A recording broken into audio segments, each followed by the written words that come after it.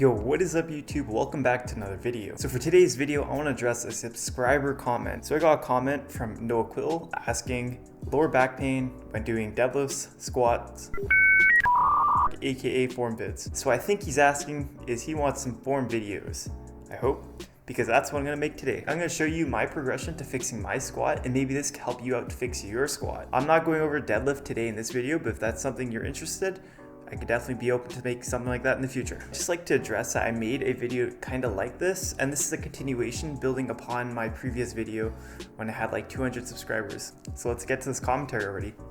So first of all, let's do a really short summary of the difference between a low bar and a high bar squat. Essentially, a high bar squat is where the bar rests higher on your traps, and while performing a high bar squat, you're usually more upright in your squat, and you can use more of a dive bomb style of squatting to trigger a stretch reflex from the bottom of your squat. While on the other hand, a low bar squat is less upright and uses more lower back and posterior chain to maintain a set torso position. Less commonly, you'll see people doing a dive bomb style squatting with a low bar squat, as you'll tend to lose balance from the bottom of your squat. So now you're thinking to yourself, great, where do I fall in this category? So you may have some similar traits from a low bar squat and some similar traits to a high bar squat. And if you're like this, you're probably at the mid bar squat phase. Depending on your preference, I would strongly suggest switching to either a pure high bar or pure low bar squat, as you are better off from an efficiency standpoint. It really doesn't matter which squat form you prefer, just know that if you end up choosing a high bar squat, you'll probably use more quads, and if you're choosing a low bar squat, you'll probably be using more posterior chains like glutes, hamstrings, and lower back.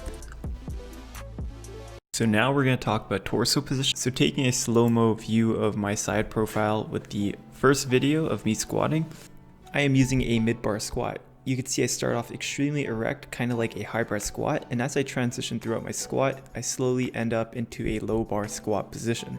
The initial movement of my squat is to make space by backing up my hips and having a little bit of knee traction forward to clear so I could sit into a low bar squat. But ideally, you kind of want to start with your hips a little bit back naturally so that not only the bar aligns with your midfoot, but you won't have to expend as much energy to back your hips up at each rep. So you actually don't need to reset completely upright, and that's the first change I recommend you doing, is to not reset super upright. A quick tip when low bar squatting is don't put the rack height too high. Put the rack height to around your shoulders or just below your shoulders so you have a little bit of space. If you put too high, when you lock out your legs, you can't unrack the weight unless you change your hip position and torso position. So my first recommendation is don't set the rack height too high. Start with your set position where the bar is already midfoot in a low bar position. So in a typical high bar situation, your knees should track forward and you should be mostly upright throughout the squat. With a high bar squat, your torso doesn't change much from the start to the beginning, and that's what makes it relatively a stable position, especially when you're doing a dive bomb squat. So next we're going to move on to back tightness. So back tightness is probably the most difficult technique to kind of grasp, but it goes hand in hand with the bar position on your back. Since you're upright in a high bar squat, it's less technical, the actual back tightness.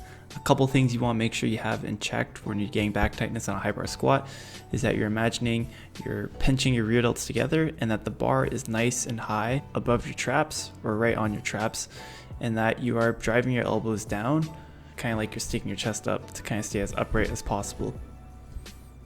Next, we're moving on to the back tightness on a low bar squat. So the bar can be placed right above your rear delts where you create a shelf by aligning your elbows with your torso.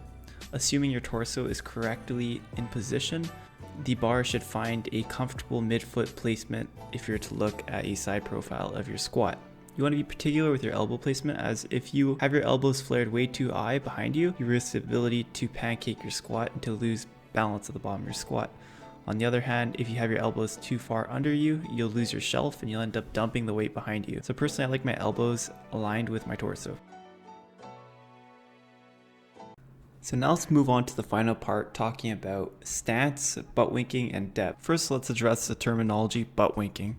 Butt winking is basically when you're at the bottom of your squat and your back starts to round. The few injuries I had with squats was with butt winking, so I would suggest avoiding butt winking at all costs. So I used to squat with a narrower stance, and to hit depth or to get low enough, I actually had a bit of a butt wink. Lately, what I learned is that by having a slightly wider stance, I can get away with a couple more inches on depth and reduce the butt wink to almost non-existent. Now, I don't know if this will be the case for everyone because everyone's body everybody's a bit different from a morphology standpoint. I know if it works for you, you could try a wider stance, and if that doesn't work, you could try a narrower stance. Ultimately, you should go with what feels best for yourself. If you don't feel at any risk of getting injuries with a butt wing squat, then I'd say keep on rocking. If you're like myself, I'd say maybe watch out and figure out a alternative squat form. As for depth, I don't worry too much aside from hitting parallel. If you hit parallel, you're good, or below parallel, you're good. When I try to get lower than parallel,